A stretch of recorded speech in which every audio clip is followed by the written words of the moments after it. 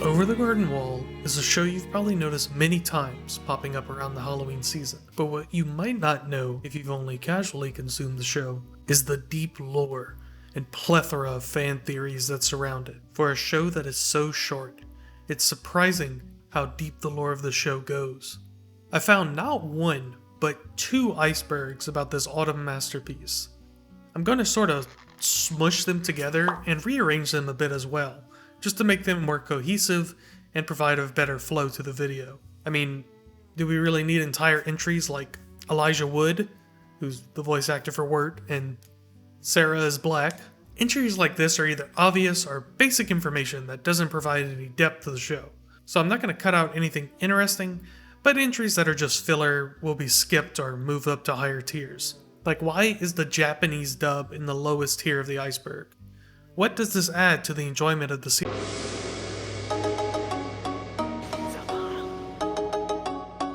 Greguro-san, wareware wa michi no sekai de mayote iru yoda. Wato sensei, jisu wa boku wa taimu torabera nada, sore wa tashika no na jijisu dayo.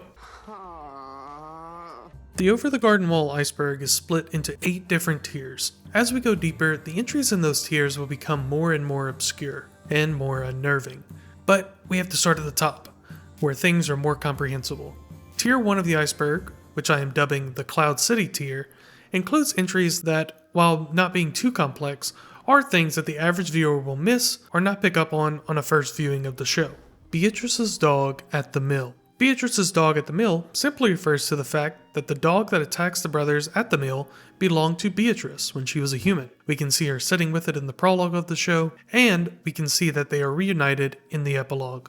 Quincy Endicott's grave. Quincy Endicott's grave can be seen in the graveyard sequence during episode 9. This has a couple of implications for the show. Either Quincy really existed and died and was buried in Wirt and Greg's hometown, or Quincy never existed and the entire graveyard sequence actually takes place within the unknown. Wirt's costume. Wirt's costume refers to, well, Wirt's costume. The costume isn't anything specific, but one little fun fact is that the jacket resembles a Civil War era Union coat, and we see a Civil War Union soldier in episode 3 of the show, just briefly in this little corner of the scene. Also, the fact that Wirt just threw some random things together to make a costume and isn't something specific matches his character as he struggles to identify himself. We see this in the tavern episode, where all the characters are clearly defined except for Wirt himself. Great, but who are you? I'm Wirt. I'm just a guy. Send Me a Peach. Send Me a Peach is a song that was composed for the show, but only the instrumental version was used in the final production during episode 2, probably due to time constraints. You can still find the full version online if you're interested in the lyrics. Homages to old cartoons. There are many references throughout the show to old cartoons. Most notably, the Tavern Keeper is very similar to Betty Boop, and the Highwayman is reminiscent to the old Cab Calloway cartoons. Pilot episode. Tome of the Unknown is the original pilot for Over the Garden Wall, and holds a lot of similarities to the final show that we ended up with. The original plot of the show was going to be Greg and Wirt searching for the Tome of the Unknown. The opening of Tome of the Unknown is very similar to the opening we get in the actual series, and though this episode never ended up being canon, the feel for this episode is still very much in line with the final version of the show. Some key differences are the voices of Beatrice and the narrator. Somewhere lost in the clouded annals of history. Don't crash, Wirt. Don't crash it. I'm really glad that they recasted Beatrice. The voice actor for her in Tome of the Unknown just sounds too modern, but maybe it would have gotten better if she was given a full series to work with. As for the actual episode, Wirt and the gang find a pumpkin watermelon blues player who wants to go to the big city, and they agree to drive him there in exchange for his car. On the way there, they are attacked by crows, the popcorn guy starts popping, and John Crops takes over for the band and falls in love along the way. The gang also gets a goose for some reason, and the episode concludes. We obviously never get a conclusion to the quest for the Tome of the Unknown, but honestly, I enjoy the wandering and lost exploration of the unknown so much in the final version, I don't think the story even needed an end goal in mind. Beast X Wirt and Bad End Friends. Beast Wirt and Bad End Friends are fan-made stories created within the Over the Garden Wall universe. The former is a version of the story where Wirt falls for the Beast's tricks and ends up becoming the Lantern Bearer. The latter, Bad End Friends, takes place within the unknown, but involves crossovers with other popular cartoons such as Gravity Falls and Adventure Time. These are all, of course, non-canon, but it's cool to see that fans of the series cared so much about the show that they create their own stories within the setting of the unknown. Funderburker versus Funderburker, which is kind of a funny entry. The real name given to Greg's frog is Funderburker, which is the same name as Jason, another character in the show, but it's actually not, because they are spelled slightly differently. A detail you would never know from only watching the series. Frog's belly glowing. Okay, this one is kind of crazy, and something I've genuinely never noticed until making this video. In the final episode of the show, when Greg is parading Jason Funderburker around the room, his belly begins to glow, just like it does in episode 7 when he is used to exorcise Lorna. This implies that they really did go to the unknown and the frog really did swallow the bell. If that's true, why does he still have the bell in his stomach? Perhaps they never left the unknown at all. It was all a dream. Funderburker's belly glowing actually kind of leads into this theory, which is that it was all a dream. Which basically, summed up, is the theory that all the events of the show are a shared near-death experience between Greg and Wirt. I think this theory would hold more water if it claimed that all of the show was a dream, and not just the unknown bits. Things like Jason's belly glowing directly counter this theory, and to me, it takes the air out of the show.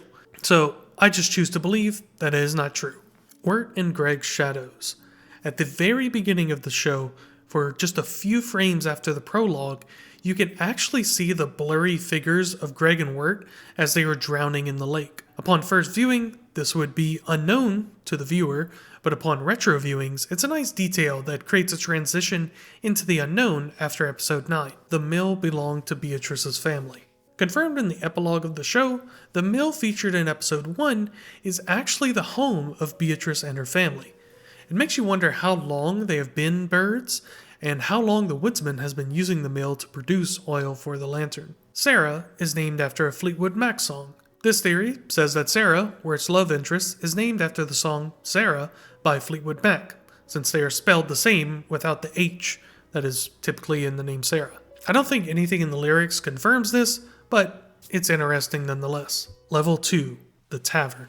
These are theories and information that true fans of the show will know, but casual viewers will not. A lot of the entries in this tier are less theory and more just facts that aren't plainly written out in the show and require additional research to find out. Enoch is the cat.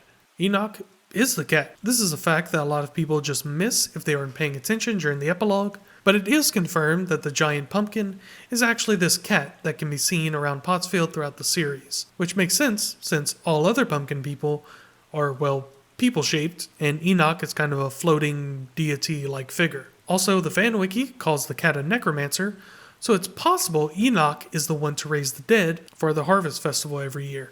Wirt's shoes. Wirt's shoes are actually mismatched throughout the entire series. This sort of helps to portray his self-doubt and struggle to find himself and figure out who he is, and just his chaotic nature in general. The Fight Is Over is prophetical. The Fight Is Over is a song that is played at the beginning of Into the Unknown, and the lyrics to the brief song are a commentary on what has just happened to Wirt. Those lyrics being, "Songs have gone silent, you sinking like a stone, before the tide, the river runs cold." Train whistle.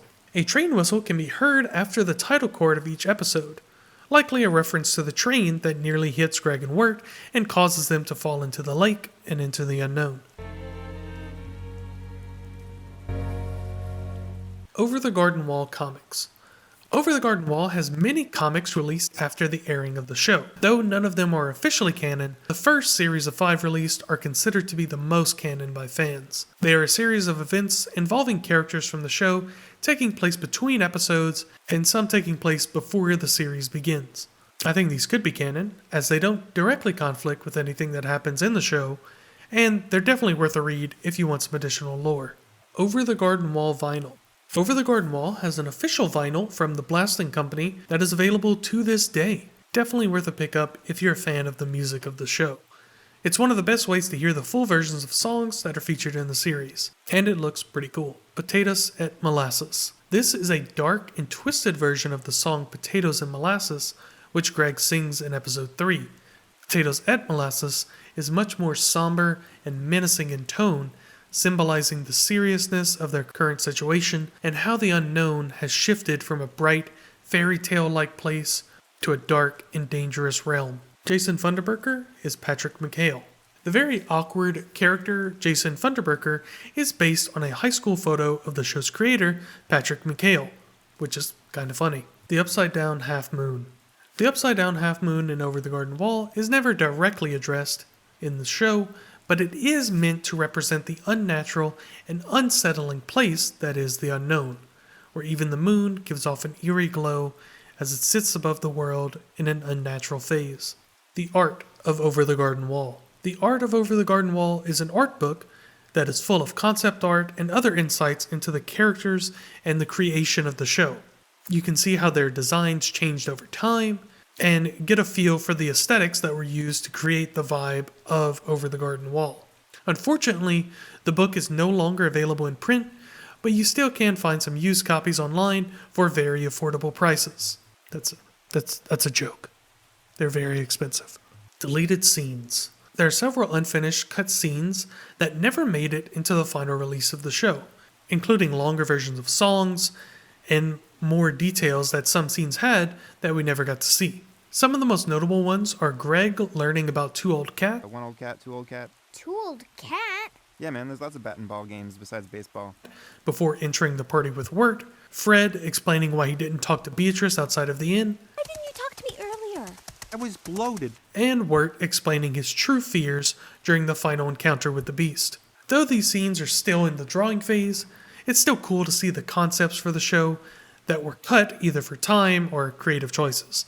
I have a link to the full video in the description if you're interested in seeing the rest of the cutscenes in their entirety. Blurry Borders.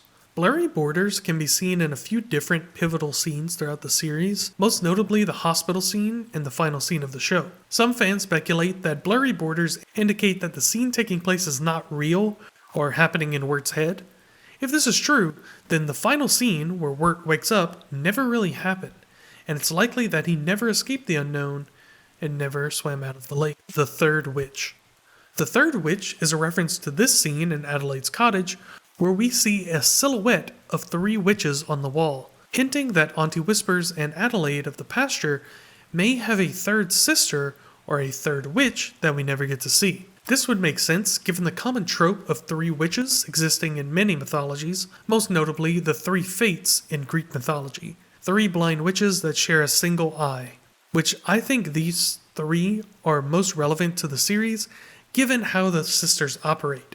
The youngest, Clotho, or the spinner, spins a thread of life that is created at someone's birth. The middle sister, Lachesis, or the apportioner, measures the thread of life, or in other words, determines how long someone will live. The third sister, Atropos, or the inflexible, cuts the thread of life with her scissors, which determines the time and manner of death of that person. Sound familiar? Level 3, Pottsfield.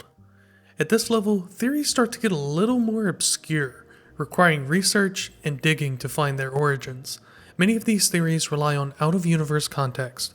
Duck Kid. This very creepy duck mask character can be seen a couple times in the series, and while it may seem like just another character, this is actually an insight into the truth of the unknown. The duck guy is seen in the final shot of the series, staring directly at the viewer, breaking the fourth wall, not to mention the blurry borders are also present in this scene, making us question whether this scene is a dream or not. Also, looking closer at the design of this character, his shirt has the design of the duck from Cloud City on it, so you maybe could say that's where Greg got the idea from, or maybe this scene is a dream, just like Cloud City was. The Lantern in Pottsfield. You can actually see the Lantern of the Beast in the background in Pottsfield, which may just be an Easter egg, or it could be symbolic of the fate of the beast, having died at the end of the series, and the fact that time moves differently in the unknown. It's possible that this is what's left of the beast after he and the lantern have joined the harvest. The school is bigger on the inside. The schoolhouse from episode 3 is seen to be much larger on the inside than it appears to be on the outside, having multiple unseen rooms, including a bedroom and a dining room. Very odd. The unknown is based on Wirt's mind. The unknown being based on Wirt's mind, or subconscious, is just that. The unknown exhibits many facets of Wirt's real life, as we see from episode 9. Many of the real things Wirt experiences end up in the unknown, even if they end up in a little bit of an altered state. Also, the unknown seems to push Wirt to grow and overcome his anxieties and shortcomings, and in some ways, the unknown seems to be tailor-made to help Wirt grow as a person. Upside down violin player. During Wirt's song, the violin player begins to play his instrument upside down. McLaughlin Brothers Fairy. The name of the fairy in Lullaby in Frogland is McLaughlin. The McLaughlin brothers were children's book publishers in the mid to late 1800s. Turtles are made from edelwood oil. This theory stems from the comics, where we see that the oil from the edelwood trees actually turns into black turtles when a tree is broken or chopped down. This isn't canon, as the comics are not considered canon, but I don't think this hurts the story in any way, so it's fine if you take it as a sort of headcanon. Fred belongs to the Highwayman. Another bit of lore from the comics is that Fred belongs to the Highwayman. You see, Fred was a noble and trusted horse, when one day he found a covered bridge he had never seen before. In this bridge, he witnessed the Highwayman rob and eliminate a traveler. The Highwayman makes him swear not to tell anyone what happened. Through some shenanigans, the town grows to despise Fred, and he is forced to give up the secret of the Highwayman. The Highwayman, who is a ghost in this comic, knows instantly that Fred has snitched and forces him to become his horse and travel with him to commit crimes and other unlawful deeds. Though, of course, this isn't strictly canon, but again, it is inoffensive, and I like to think this is the truth of Fred's origin. Jason Funderburker's girlfriend. Jason's girlfriend refers to this girl who is dressed as a bluebird and clearly has a crush on Jason. You can hold my hand, Funderburker, I don't care. By the end of the series, the two end up together and leave room for Sarah and Wirt to have a happily ever after. Inspired by postcards. Over the Garden Wall's art style was highly influenced by vintage holiday postcards, often depicting thematic yet very odd art. It's obvious the postcards had a strong influence on the art direction of the show, especially the Tome of the Unknown. There's an entire interview with the creator of the show about this, and it will be linked in the description if you're interested in reading it. Autumnal significance. Autumnal significance simply refers to the autumn vibe of the show and how it evokes a strong, nostalgic vibe or feeling within the viewer. Feeling very comforting, yet still being unsettling and at times unnerving. Sailor Suit Greg. Sailor Suit Greg refers to his original costume that was later changed to the elephant costume we see in the show. An elephant costume. There are several references throughout the show that call back to his original design. For Sarah, cassette replica. You can find replicas such as this one for the cassette player that Wirt gives Sarah in the show. Apparently the cassette contains poetry, clarinet, as well as dialogue from the original voice actors that is not present in the show. Definitely worth a pickup if you're a hardcore fan. Lorna and Forget-Me-Nots. After Lorna's exorcism, that's an insane sentence to say with no context, she wakes up in a flower bed of Forget-Me-Nots when she says to Wirt, "See you again someday." I hope so. Which is just a nice bit of symbolism. Some have theorized that this means that Lorna is Sarah's ancestor through some convoluted thinking, but as we established earlier, Sarah's black, which doesn't mean this is impossible, but it's very unlikely, and I think the flower's choice is more of a commentary on what she is saying and not who she could be related to. Level 4, the mill. The mill is where theories start to become so obscure that only the most dedicated fans even bother to look into them. The beast killed the woodsman's wife. This comes from the comics, where the woodsman's wife is seen as a frontierswoman who knows a lot about homesteading life and just the forest in general. During an outing into the woods, she is attacked by the beast and later dies of her injuries. This leaves a clueless woodsman and his daughter alone together, and they must learn to live off the land and survive only on the resources given to them by nature. The woodsman's daughter inherits her mother's survivalist instincts and naturally takes to the frontier life, while the woodsman struggles both emotionally and just with surviving in general. Lorna's censored teeth. Originally possessed Lorna's teeth were more jagged and pointy, but were censored due to this supposedly being a children's cartoon, if you can call it that. I like the new design better, as they give a closer resemblance to Auntie Whisper's teeth and give another connection between these two characters. Scrapped ideas used in comics. It's highly probable that the original 5 comics are ideas that were scrapped either for time or budget and didn't get put into the original series.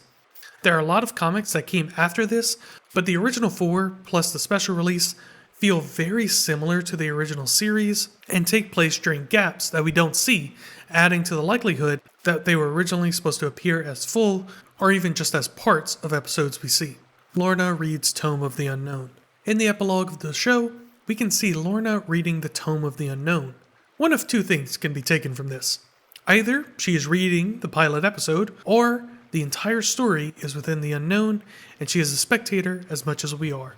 Missing title card episodes. If you look closely at the title cards before each episode, we see a series of images along the border. Now, while most of these can be associated with a specific episode, 2 of them go unused. You could say this could be from cut episodes, or if you look at the sketch pad from the art book, you can see that there are several images that go unused, and these title card images are more thematic and less direct representations of events within the series. Auntie Whispers created the turtles. This theory is fairly popular online due to the massive amount of turtles present in Whisper's home, but honestly, I don't buy it. I think rather than creating the turtles, she just consumes them in order to gain power and imperfection in the quilt. This refers to the turtles themselves, actually. When the show's creator was asked what the turtles represent in the story, this is what he said. They represent an imperfection in the quilt. He gave no other elaboration, but it could be interpreted as rips in reality or unreality that blur the line between the unknown and the real world. Hereford Mapamundi. Hereford Mapamundi is the largest medieval map known to exist, although calling it a map isn't totally accurate. You see, Hereford Mapamundi is based more on religion than it is science. Or, I guess, measurements. Is that science? I don't know. With the map centering around Jerusalem, it is seen as more of a map to salvation rather than any place in particular. How does this relate to Over the Garden Wall, you might ask? Barely. Some claim that Wirt and Greg's journey through the unknown is a journey to find salvation in purgatory, though this being a direct reference to Hereford Mapamundi is tenuous at best. Changes in the beast's design and name. Okay, this one's actually really cool. Originally, like all the way back in 2006, the beast was going to be a character called Old Scratch, and he looked like this. Look at this goofy little dude. The design is based on 19th century depictions of the devil and might have worked, but honestly, the final design of the beast is so iconic and so fitting, being this dark, looming presence, that just directly replacing him with Old Scratch would deeply wound the vibe of the show. I'm sure it would have worked differently in the original concept, but the final beast we got is so good, I'm glad they made this change. Level 5, the Graveyard.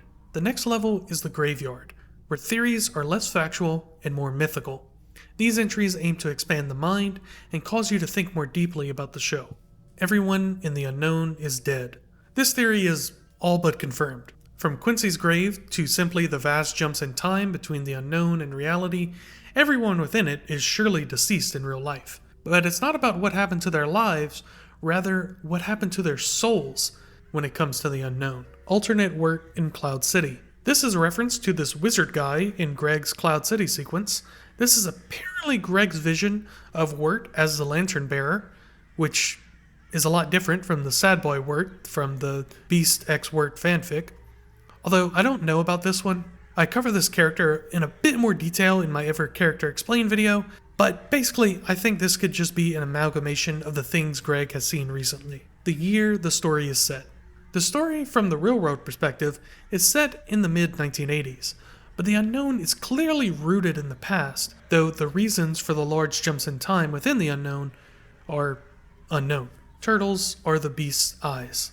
This one kinda has some teeth. The turtles being the eyes of the beast is a reference to the powers of the turtles rather than just literal eyes. In this theory, the turtles are a vessel for the beast's influence, and anyone foolish enough to partake in them will be subject to the will of the beast. But not even a raccoon would be dumb enough to do that.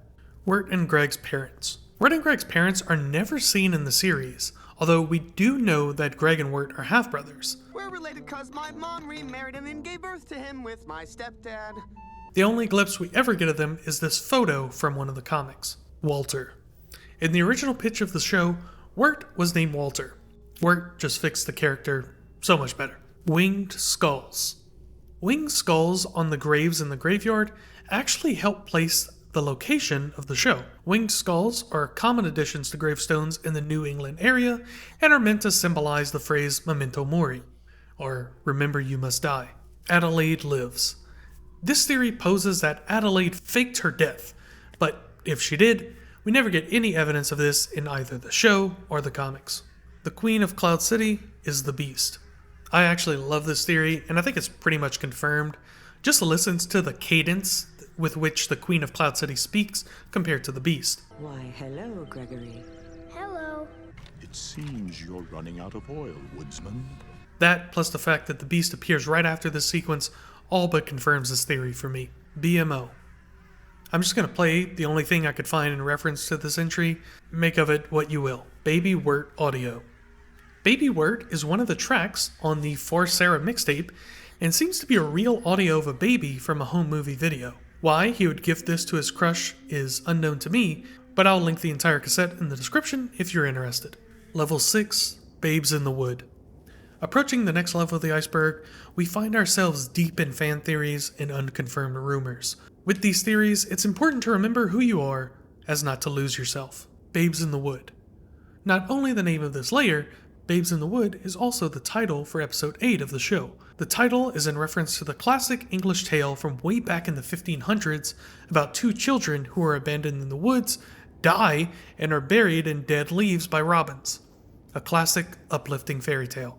Dante's Inferno. This entry is very deep and honestly too much to cover here, but the show shares many parallels with the book Inferno by Dante, part of the Divine Comedy. Eventually, I'll make a full video on this, but for now, here's a couple parallels. As the brothers journey farther into the unknown, the weather grows colder. Just how, when Dante enters the lowest levels of hell, he finds it a frozen wasteland, rather than a boiling pit of lava. This is due from the wing flaps of Satan, making that layer really cold and it freezes over. Also, Beatrice is a very prominent character, although very different, in both Dante's Inferno and Over the Garden Wall. Black oil comes from the trees in Dante's Inferno. Keeping with the Inferno theme, there is a major similarity between the Edelwood trees and the trees, which were formerly people, in Inferno. They both leak an oil-like substance when branches are broken off. However, in Inferno, the trees scream in pain rather than just look like your average British grandfather. Anna's Tale. Anna's Tale is my favorite part of the Over the Garden Wall comic series, and basically just goes over what the woodsman's daughter was up to and how she became lost in the first place. I think it takes away from the woodsman just a bit, but it adds a whole new layer of complexity to the emotions the two feel during their reunion in the epilogue. Alternate ending. There was an alternate ending to the show where Wirt would stay behind in the unknown and only Greg would escape, but this ending was never even put into production, so the only evidence of it is on the DVD commentary. People stuck in the tavern. This theory is very cool. The basic premise is that all the people in the tavern have made up their professions in order to keep a sense of identity and stay away from the beast. Further building upon that, according to this theory, they lost their original identity, and the only thing stopping them from becoming Edelwood's trees is the false identity they gave themselves, which would explain why they are so keen on branding Wirt. Who are you two anyway bringing bad luck to my tavern? I really like this theory. The only issue I have with it is that it downplays the will of the beast. If it could be defeated by something as petty as just giving yourself a made-up job, it kind of makes him a little pathetic. Unofficial tarots. There was an official tarot set released, but it's been out of production so long that it's very hard to find a legitimate deck. And unfortunately, most of the ones people buy online are unlicensed copies that just rip off the official ones to make a quick buck. 18 episodes. Lots of people seem to have a Mandela effect-like memory of there being 18 and not 10 episodes of the show. It's unclear why so many people have this false memory, but there is the original comic run and the Tome of the Unknown episode, so I guess there's like closer to 16 if you think about it that way. I've never remembered there being 18 episodes, so I'd like to know if any of you have ever gone back and thought they were missing episodes or something. Wirt and Greg are not heading north. The woodsman tells the brothers to head north to escape the forest. However, the pair end up walking west towards Pottsfield. Although we are in the unknown, so is walking towards the moon still going west? It's kind of hard to say. 2 cents reference to Karen. The 2 cents that the brothers need, or I guess don't even need, to get on the ferry is a reference to Karen, the ferryman from Greek mythology who transports souls across the river Styx into the underworld. This fee needed to cross the river Styx led to a tradition of burying loved ones with pennies over their eyes as payment for when they cross over. It's all the rock's fault. This is a theory that says the reason all the things in the unknown happen is because Greg stole this rock from Mrs. Daniels' garden. Read and listen book. There's a vinyl plus book combo that is actually available for pre-order right now that is just what it says. It's a read along with the book version of the story. This was also released a few years ago, but this is a new version that has a special orange vinyl. Very cool. Lost black and white movie. This is kind of a funny entry. There's a 1919 romantic comedy movie called Over the Garden Wall. Definitely some hidden lore about the 2015 show hidden in there somewhere. Go check it out.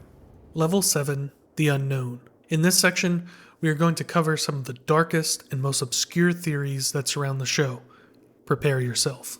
Purgatory. This is the base foundation for a lot of theories that we have covered thus far, and that is that the unknown is not just a place in Wirt's imagination, but is literally purgatory, an in-between for souls to be judged and to be given a chance to repent before they are lost forever. Those who fail sprout anew as the Edelwood, and those who persevere return to their realities. Wirt and Greg initially returned for Christmas. In one of the pitches for an ending, Wirt and Greg would return home for Christmas instead of waking up in the hospital. I like the ending we got more, as that big of a jump in time would have been very confusing for audiences and would have gone against the spooky Halloween vibe of the show. Environment gets colder as they get closer to death. I think this is really more of a detail and less of a theory. As we know, in reality, the brothers are slowly drowning in a lake, and in the show, as time passes, the environment of the unknown gets colder and colder. This theory says that is because they are slowly drowning and becoming corpses under the water. Beatrice of the Day.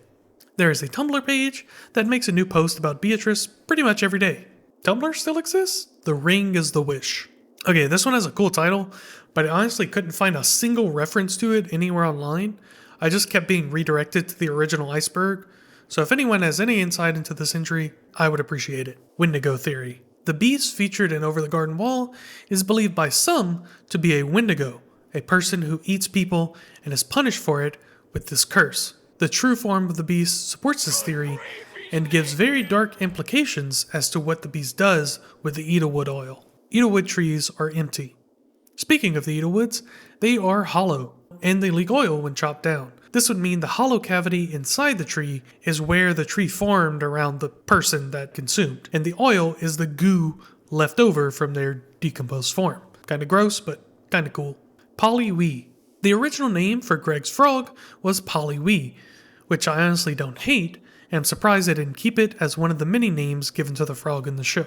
Anna's Carillion. Okay, this is super obscure, but in Chapter 1, while the woodsman is talking, a carillon can be heard playing in the background, which a carillon is one of these things. Anyways, in the comics, the woodsman gifted his daughter Anna one of these, and it plays as he talks about keeping the lantern lit, which sort of references her in a very obscure way. The beast inside the dark lantern. When we get a look into the Dark Lantern in the series, we can see a form of the beast spinning inside it, hinting that the soul of the beast is kept within the lantern before we learn that outright in the last episode. The beast isn't evil. This theory states that the beast isn't evil at all and is merely an observer within the unknown. Someone who exists because of the forest, not one that propagates its existence. I think this theory is a bit weak, honestly. The beast is clearly seen to be manipulative and has a passion for trapping souls within the unknown. Round the Old Pear Tree.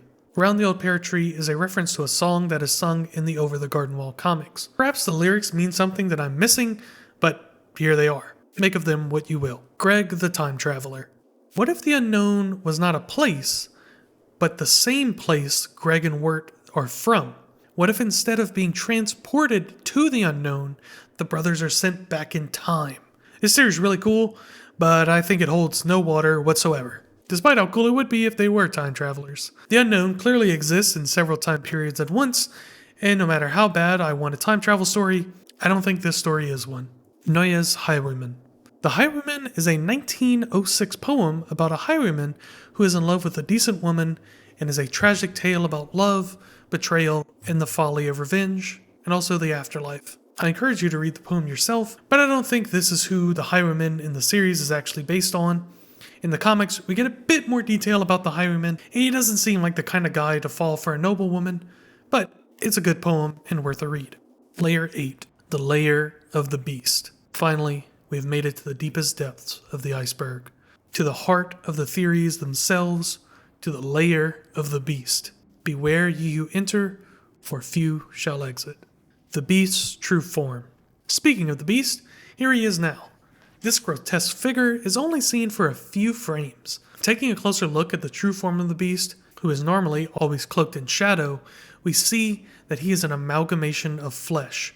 Faces of the damned cover his body, and he seems to be entirely made of lost souls. This theory poses that the faces we see on the beast, similar to those on the Edelwood trees, are the faces of those who gave in and were consumed by the forest of the unknown. I really don't see how you could look at this flesh monster and be like, oh yeah, maybe the beast isn't evil at all. Schubert's Erlkönig. Further diving into the lore of the beast, is highly likely that the idea or original inspiration for the beast was the song Erlkönig, written by Franz Schubert in 1815. The song is about a father and son riding through the dark forest while being tempted into the woods and to their doom by some sort of entity called the Elf King that presides within the forest.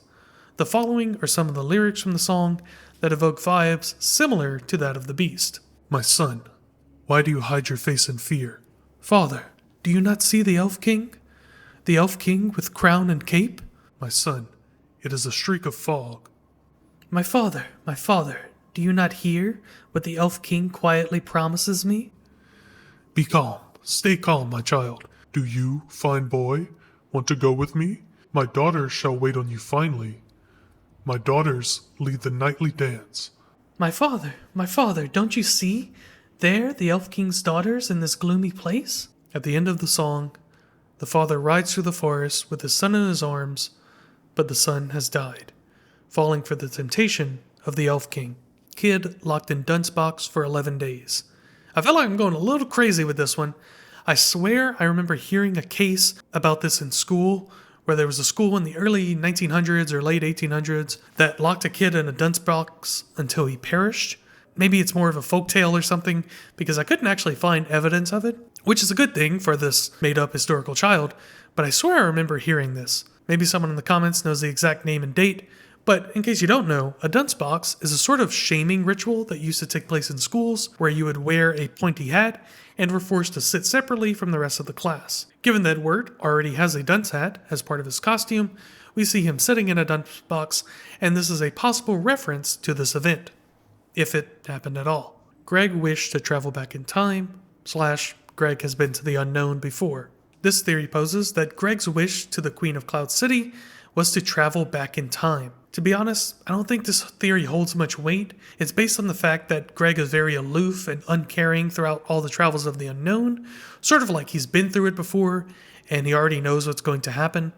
However, I think this theory falls apart a little after the wish is made. Greg is still tricked by the beast into becoming too cold to move and still needs to be saved by Wirt and Beatrice. It is cool to think that the Wirt that goes to sleep here and the Wirt that wakes up here are on two different timelines, but again, I don't know if this is the best explanation for the wish. Amherst or Aberdeen might be the hometown of Wirt and Greg. This theory says that Wirt and Greg's hometown is based on one of the real towns, those being Amherst, Massachusetts, or Aberdeen, Washington, which is wild that fans narrowed it down to two towns that are on totally opposite sides of the country from each other. I find it more likely that Amherst is the true town, but specifically the Amherst from the 80s, as the show's creator, Patrick McHale, the northeastern part of the United States, and it's highly likely that a town he visited or grew up in would have inspired the vibe of the town we see in the show. Woody Guthrie's Little Black Train. The song Old Black Train is very likely inspired by the song Little Black Train by Woody Guthrie. Old Black Train is the one we get in the show, by the way, in case you didn't know. However, Little Black Train is a song about death, and here are some of the lyrics. There's a little black train a-comin', comin' down the track. You gotta ride that little black train, but it ain't gonna bring you back. Compared to the song we get, Old Black Train. There's an old black train a-comin', scraping along the iron. You don't need no tickets, boys. It'll take you when it's time. The Old Black Train is definitely geared more towards the show, but it obviously takes inspiration from the original song. Water wheel spins the wrong way. The old gristmill's wheel actually spins the wrong way, spinning against the flow of water. This is just a little visual to further illustrate the unnatural nature of the unknown. Humperdinck's Hansel and Gretel. When the beast sings the song, chop wood to light the fire. Actually, let's hear a little bit of that. When you submit to the soil of the... It is a direct derivative of the song Hansel and Gretel by Humperdinck. Not only thematically with the children lost in the woods and whatnot, but also with the operatic style the song is sung in. Wirt and Greg are dead. The final theory on this iceberg is a very sad and depressing one. Have you ever noticed how out of place and almost ethereal the ending of the show is? There's something very dreamlike and otherworldly about the epilogue. Everyone seems to get their way, and they seem to be very content and happy. This theory poses that the epilogue of the show is a glimpse into heaven, or the final resting place of the characters we meet along the way. I would even extend this to the final scene of the series. It seems very unusual for all these children to be gathered in a hospital room with an unconscious patient. There's no doctor or nurse present, and not even Greg and Wirt's parents are in the room with them. Perhaps they never awoke from the unknown at all. And then, I guess, all their friends died too to end up here, so, that's kind of sad, I guess. And that's the iceberg. Whether you agree or not with any or all of these theories, it's clear that so many fans of the show hold so much passion for it that they are willing to think about it long after the credits have rolled. They work to come up with solutions for mysteries the show doesn't answer directly, and I think that's wonderful. I'm going to take a small break from Over the Garden Wall content for a few videos. There's a lot of lore out there, and I want to find out about other projects that are waiting for me to delve into them. But I do have a couple more videos about the series planned in the future, so look out for those if you're a fan of the show. Thank you so much for watching. Give a little like perhaps, and I will see you next time.